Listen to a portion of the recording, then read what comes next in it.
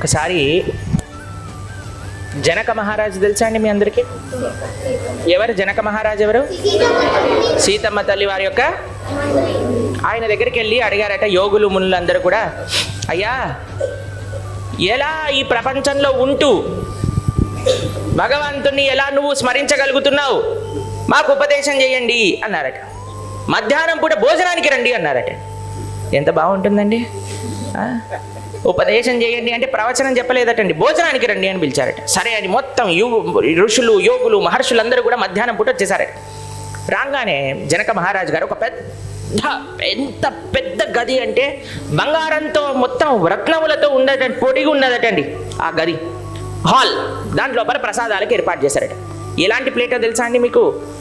ఈ చివర కూర్చుంటే ప్లేట్ ఆ చివర అందట్లేదటండి, అలాంటి ప్లేట్ పెట్టారటండి.